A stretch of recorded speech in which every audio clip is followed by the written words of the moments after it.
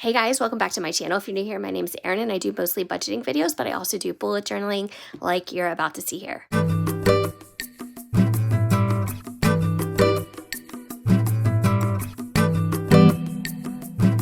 I just finished filming a video for TikTok, and I have actually changed my my TikTok account in my description because although I do have the Oh My Goals YouTube one, I'm just realizing that I probably should just be using one account. And the other one that I've been using, Erin Plans, I've been using it for a while, even since I wasn't doing YouTube for such a long time.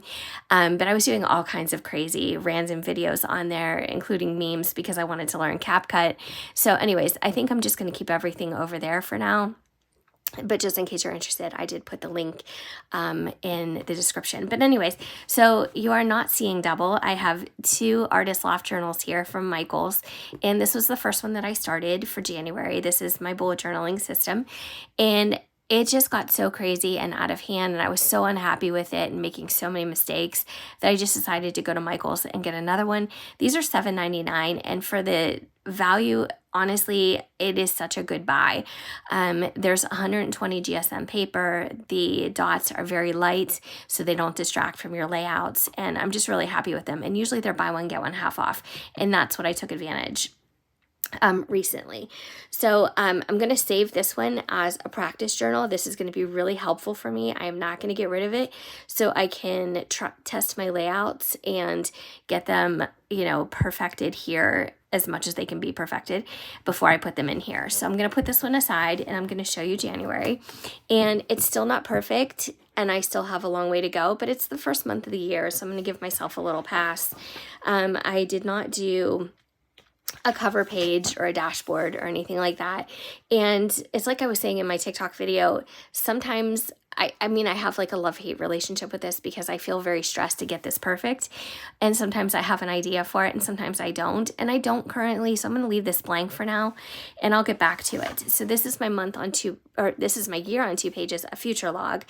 And one thing, a couple takeaways from this isn't as clean and minimal as I would like it to look, and that's what I'm learning. And this is really, I guess, this is probably the most I have learned from my bullet journaling experience for as long as I've been doing it, is that minimal is where I feel most comfortable.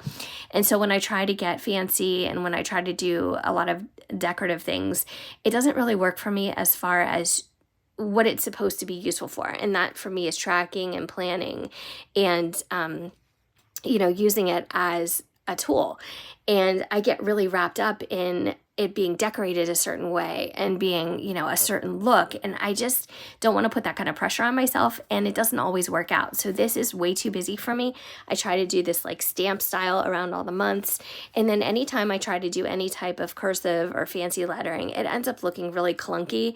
I can, obviously write in cursive because I'm of that generation, but anytime I try to do any type of nicer lettering, not calligraphy, but just nicer lettering, it's not like, I'm not talented at that. So I'm going to probably leave the cursive off moving forward.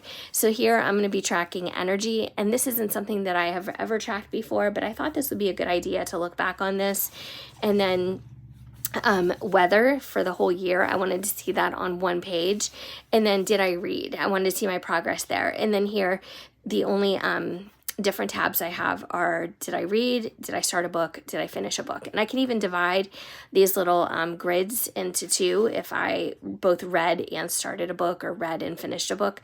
So I can do that and look back. So this is my month of January on 2 pages, and I really like how this turned out. This is way more minimal than the other things that I actually got into, and I like how this looks. It looks cleaner. I have a lot of space to write. I just think it's just turned out really well. So I'm very happy with this, and I'm not going to make this any more cluttered. I am going to plug in some, text and things, but as far as decorating, I'm good. Like, this is fine. Here's where things took a turn. Now, here, my explanation for this is I wanted to track all these individual things, like my vitamins, my supplements, some habits. And I wrote out the entire month instead of just writing out like 1 week. And the reason why that's a problem is because this spread is just for 1 week. It's January 1st through 7th. And again, this is getting really out of hand crazy too. It's just, you can't even read it. It's just not clean enough. So I don't know why I did all this work, because I'm not going to be doing this again. And then here was my week on one page where I plugged in some of my notes. But here I put all those trackers into one grid down here. And it's just for 1 week, as you can see. And that's a lot more clean. And because I'm not going to be in this week and go back to this page and be in the next week and go back to this page. That makes no sense whatsoever. So here is my meal plan. And this is basically just what we had for dinner, projects currently reading, and then my week on one page. And then here I just repeated it for the 15th through the 21st, the 22nd through the 28th. And then lastly, I did the 29th through the 31st because I didn't want to get into February during this month's layouts, and I just put the 3 days up here, and I used up the rest of the space with a monthly recap and a notes for February, and everything else is exactly the same. I have to cross out the Thursday through Sunday because I won't be using those. I'll be using tracking those in my Februaries, and then here you can see I finished. And then I'll be getting into February. And I don't know if I'll repeat this exactly, but what I would like to do is have every month look the same. So, well, you know what I'm saying. So January, all the weeks look the same. February, I want to start fresh, and it may look like this. And if I change it, I want to change it for the whole month of February. So I want every month to be cohesive.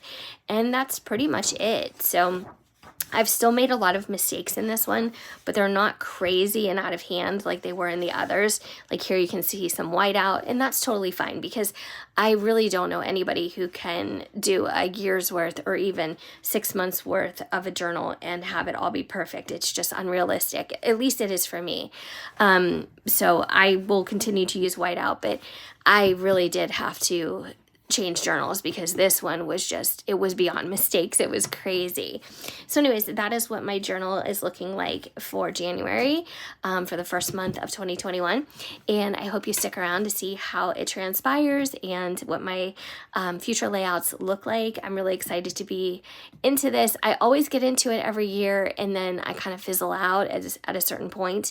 When I first got into it, when it was at the height of its popularity and it was very new, I would do, a complete year, but I don't know, ever since then I've kind of not stuck with it, but it is one of my goals this year is to stick with it and to have my planning systems carry me through the entire year instead of like, when I get a new happy planner for January, and then when the new happy planners come out in July, looking and seeing, should I switch?